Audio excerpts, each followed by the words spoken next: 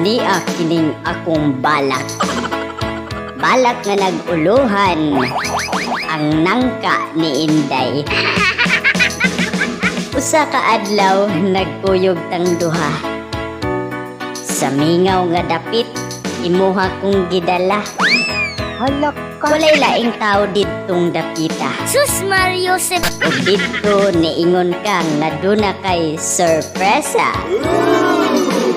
Ilawom sa dakong kahoy nagtapad ta. Sarap. Samtang ako nagpasiplat sa puti nimong paa.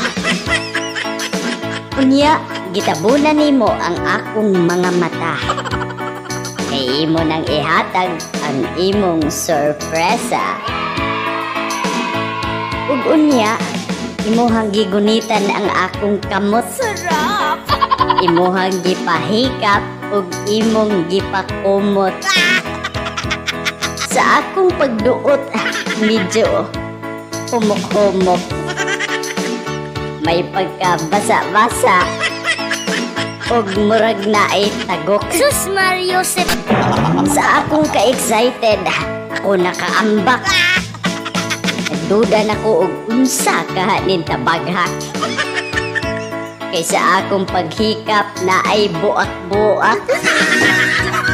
Apan sa akong paglantaw inahak. Nangka di ay nga gitibak.